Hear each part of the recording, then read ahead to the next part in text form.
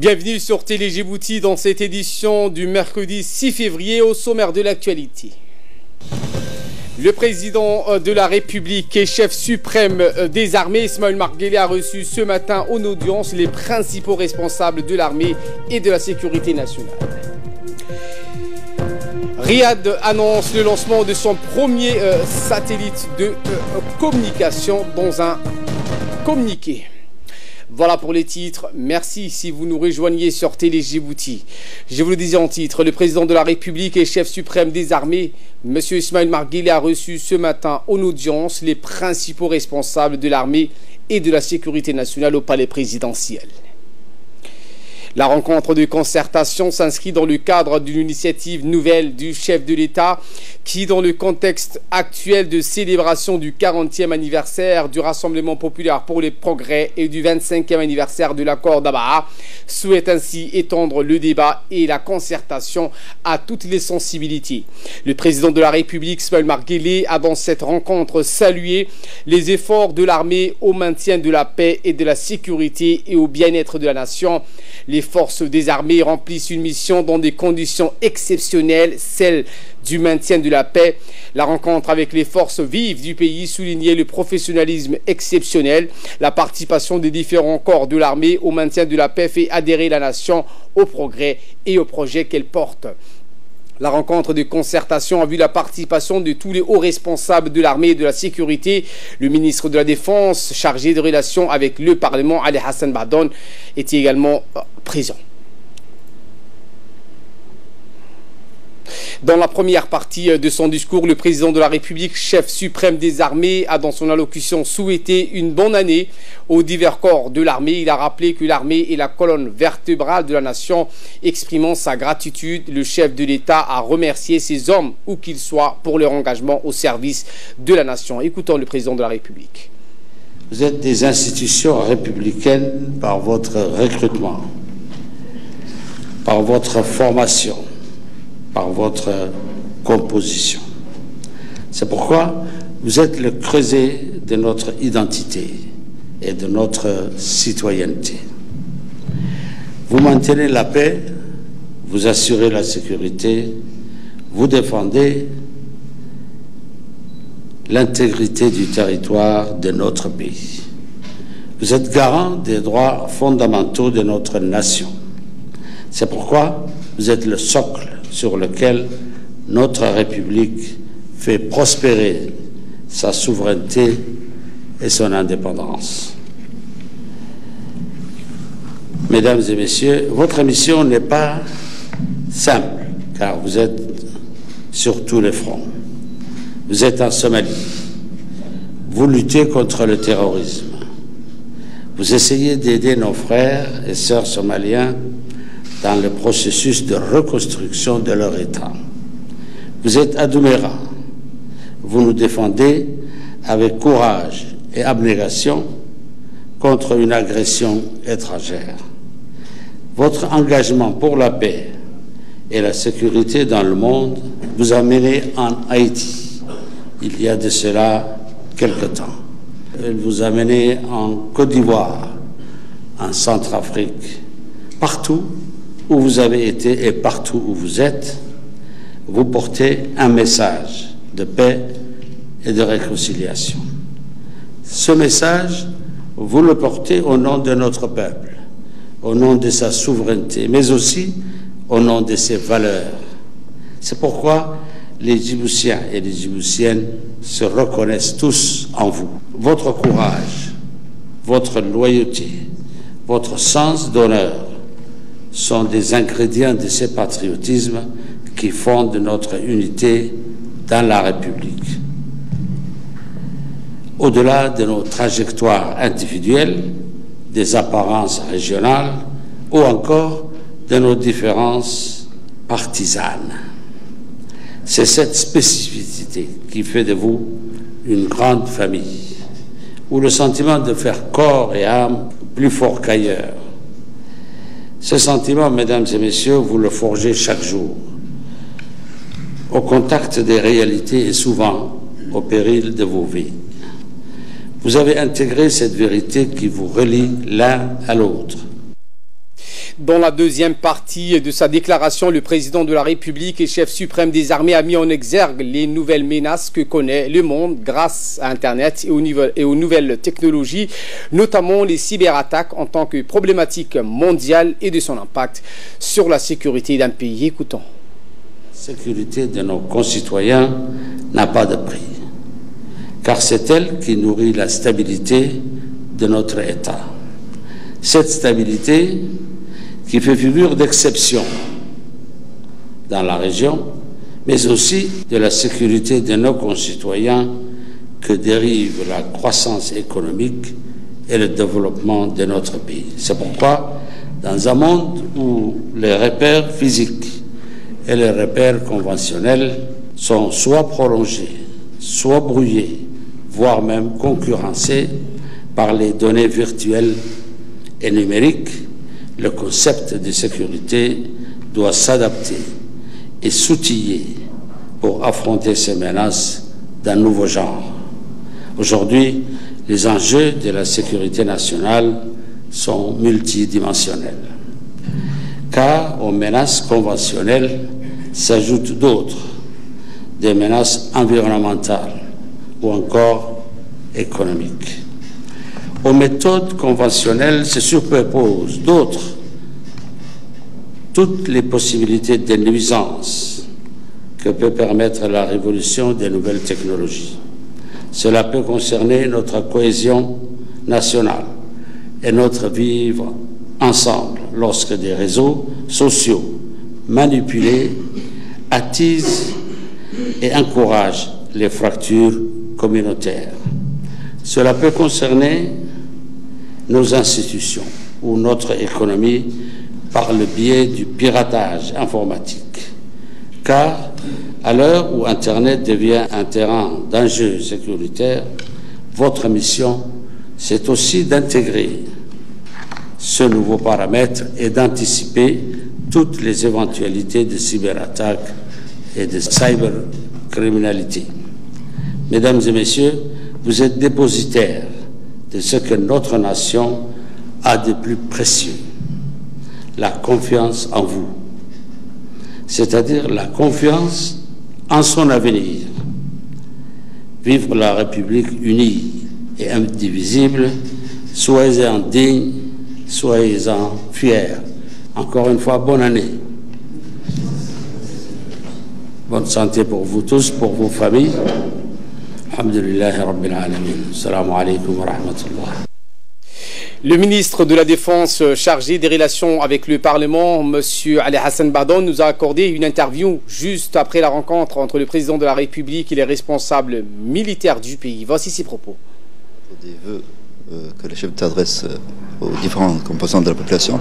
Le président de la République a reçu aujourd'hui les chefs de corps de toutes les forces de défense et de sécurité nationale. C'est dans le cadre des vœux de Nouvel An.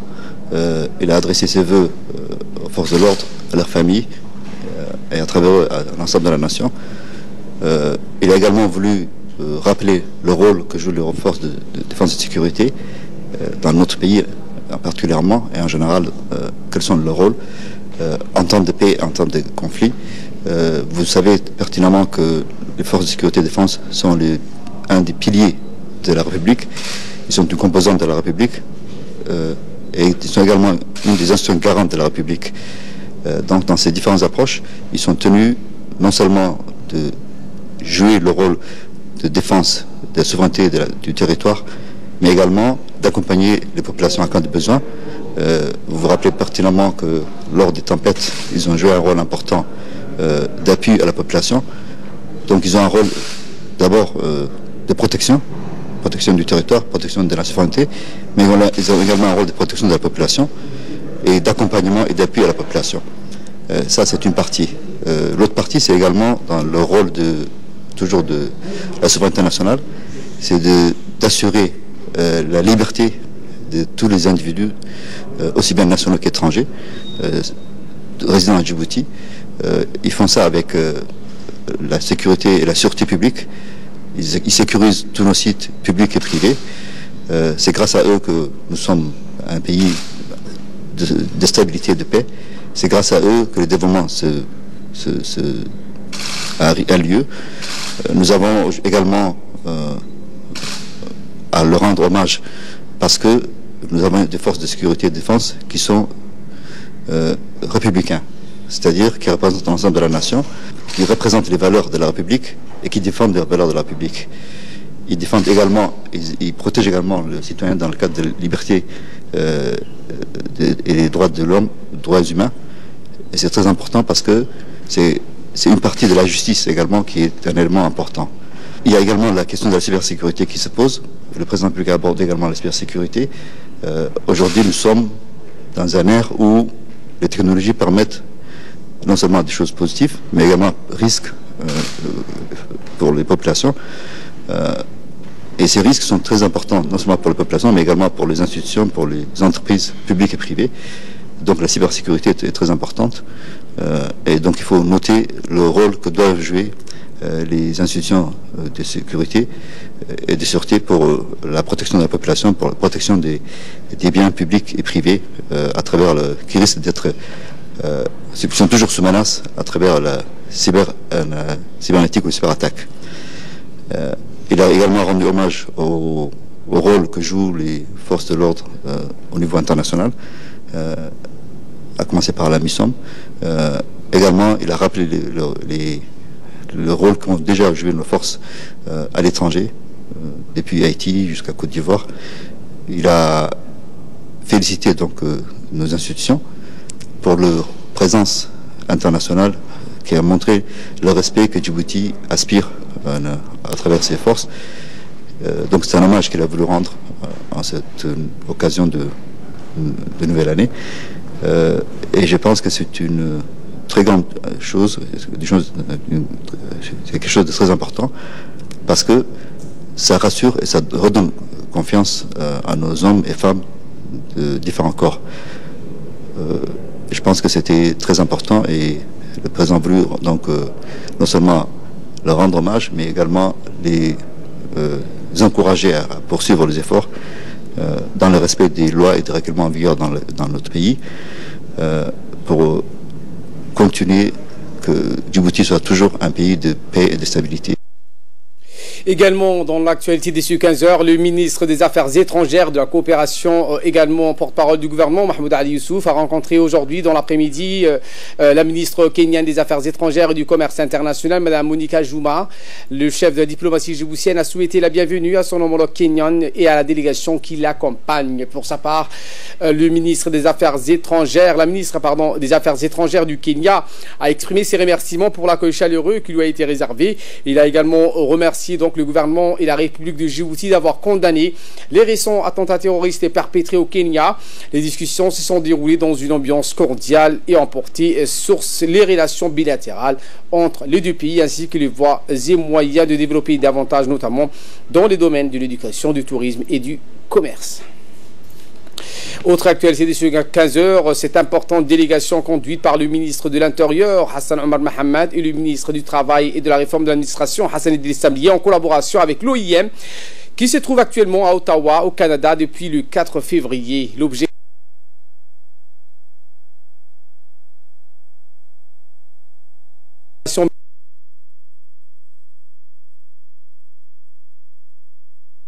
de sensibiliser ce pays qui est le Canada sur l'importance de développer une politique active de migration du travail et de prospecter les voies et moyens pour nouer des relations régulières avec ce pays afin de fournir des débouchés aux jeunes Djiboutiens.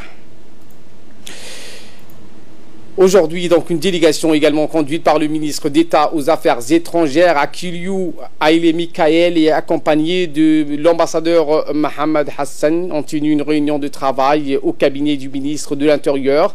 Ces délégations éthiopiennes ont été reçues par le secrétaire général du ministère de l'Intérieur, M. Siraj Omar Abdelkader, en présence du secrétaire exécutif de l'Office national d'assistance aux réfugiés et aux sinistrés, M. Hussein Hassan Darar. Les discussions ont porté sur la politique de la gestion de la migration et en particulier sur le naufrage d'embarcations des migrants ayant fait plusieurs victimes et disparues au large des côtes djiboutiennes, non loin de la ville côtière d'Obok, et au cours de laquelle le gouvernement djiboutien a engagé des efforts importants dans la recherche des survivants et assistance au secours aux naufragés. cette démonstration et cet exercice militaire, cette cérémonie de clôture de l'exercice Cutlass Express 2019 qui a eu lieu donc aujourd'hui à la Marine nationale djiboutienne, présidé par le capitaine de frégate Ahmed Dahir Jama, commandant donc de la Marine nationale, et commandant Mohamed Adawa, commandant en second de la garde côte djiboutienne. Cutlass Express 2019 a pour but d'uniformiser les procédures d'intervention en mer, tant au niveau national que régional. Cet exercice a vu la participation des marins de nos pays voisins comme les Comores, le Kenya, l'Ouganda, la Somalie, sous la supervision de la marine américaine. Cette formation, qui a duré 10 jours, a été dispensée par des instructeurs de la marine hollandaise et hindoue.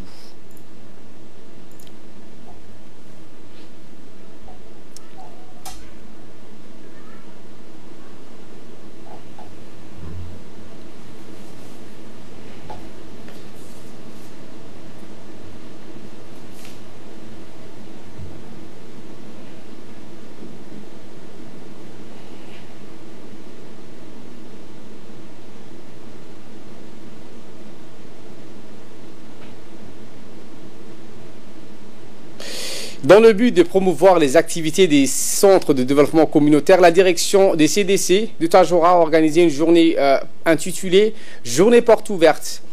Le lundi 4 février dans la Grande Cour. On prit part à l'événement les différents responsables, entre autres les responsables du conseil régional, les services déconcentrés, les acteurs de la société civile, les parents d'élèves, les instituteurs, ainsi que les associations partenaires. L'objet de cette journée fut donc une exposition de nos différents outils existants au sein du CDC. Il s'agissait en effet de présenter à nos hôtes les matériels comme le matériel informatique, des machines à coudre, les appareils de musculation, le jeu de société, le tennis de table, la bibliothèque, le pétanque, la planche à voile, le cinéma et d'autres choses. Par ailleurs, les responsables qui ont assisté à cette exposition se sont montrés enthousiastes par la présentation et la qualité des produits exposés. Et de là, nous passons aux nouvelles du monde. Le président, les prochaines élections présidentielles sont dans seulement 21 mois. L'Arabie Saoudite annonce le lancement de son premier satellite de communication. L'Arabie Saoudite qui a annoncé le lancement du premier satellite dédié aux communications depuis le centre spatial français de Guyane, a rapporté l'agence de presse saoudienne. Khalid bin Abdelaziz Al Falih, ministre saoudien de l'énergie, de l'industrie et des ressources minérales, a déclaré que ce lancement vise à localiser les technologies stratégiques et à permettre aux jeunes saoudiens de travailler avec des technologies de pointe dans le domaine de développement et la fabrication des satellites. Le satellite dénommé SGS-1 a pour objectif d'utiliser des technologies avancées pour permettre des communications spatiales à des vitesses ultra rapides et offrira de multiples applications, y compris des télécommunications à large bande et des communications sécurisées pour les régions éloignées et sinistrées. Le premier ministre grec Alexis Tsipras et le président turc Recep Tayyip Erdogan ont affirmé hier vouloir maintenir le dialogue entre les deux pays au premier jour d'une visite en Turquie du chef du gouvernement grec destinée à apaiser les tensions entre les membres de l'OTAN. Le chef du gouvernement grec a entamé mardi, hier, une visite de 2 jours en Turquie qui visait surtout à diffuser les tensions nombreuses entre les deux pays membres de l'OTAN. Le temps était donc plus apaisé que lorsque Erdogan s'était rendu en Grèce en décembre 2017, une première pour un président turc en 65 ans. Il avait alors surpris en demandant la révision du traité de Lausanne en 1923, qui fixe notamment les frontières entre la Grèce et la Turquie.